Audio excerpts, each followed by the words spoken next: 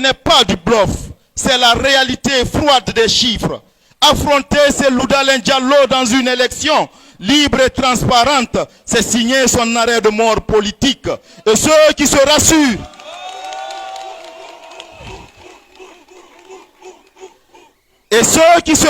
en criant à l'absence de stratégie ne trompent personne. Ils craignent simplement de voir cette stratégie triompher.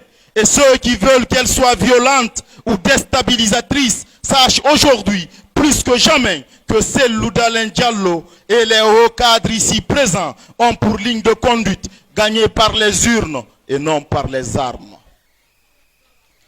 Oui, il est temps de dire clairement, car avec le temps, nous avons compris que notre leader, longtemps taxé de communautaire, est de nos jours plus que jamais victime de sa propre communauté.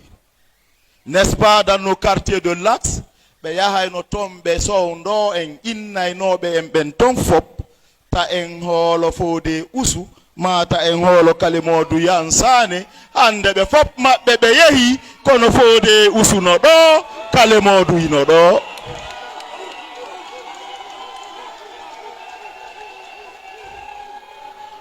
Hande be fop mabbe be jamfike be bonni jikke kono kalimodu hino do fode isu innuno ino preferi yitere nden yo bonu kono bonnata jikke bari dimo ko kongol. Oui, il y a 15 ans, si on tenait des discours pour convaincre que l'UFDG n'est pas un parti communautaire, aujourd'hui, en regardant le rétroviseur, nous constatons avec amertume que son leader est trahi, diffamé, attaqué, dénigré, décrié, calomnié par les cadres de sa communauté qu'il a construit, lavé et rendu propre devant les Guinéens. Évidemment, oui, hier, des centaines de richissimes de sa communauté, rassurés que Cellou Dalein était déjà aux portes de la présidence, affichaient leur soutien à sa personne et faisaient de son domicile un lieu de pèlerinage. Aujourd'hui, qu'est-ce qu'il en est? Ils sont tous obligés de quitter et de lui fuir parce qu'il a été forcé pour être en exil. On ne voit de nos jours que nous, les combattants des valeurs de la démocratie, et nous, les fidèles loyaux et dignes de notre combat et du président Cellou Dalein Diallo. Alors on peut en déduire, pour la vérité historique, que Cellou et l'UFDG sont plus victimes des Peuls que les autres ethnies, comme pour vous rassurer qu'il n'y a pas de combat ethnocentrique, mais plutôt ethnostratégique, où des petits malins surfent sur l'ethnie pour se faire une place afin de profiter des biens de la République. Alors soyons fiers, car nous ne faisons pas un combat pour l'avènement d'un peuple au pouvoir, mais plutôt celui de confier notre destin aux démocrates qu'il représente, qu'il incarne, pour enfin faire de notre nation un état de droit respecté de tous. D'ailleurs, si nous jeunes de l'Axe, nous tenons encore à être là, présents et debout près de lui, c'est parce que nous partageons ensemble ces valeurs essentielles sur lesquelles nous croyons qu'il est le seul digne de confiance afin de rendre les Guinéens heureux au-delà de leur pays.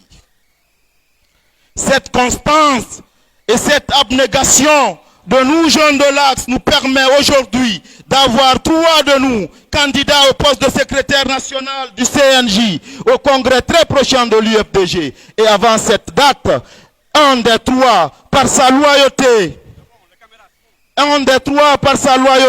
assure déjà l'intérim. Nous profitons ici pour leur demander de mettre leur ego de côté afin de sortir un bureau consensuel comme le veut notre cher et bien-aimé guide Cellou Dalein Diallo. Un bureau qui pourra répondre aux attentes des cadres et militants du parti Baobab de l'UFDG que vous connaissez. L'unité dans l'action est notre force, car ce qui nous unit est plus fort que ce qui nous divise.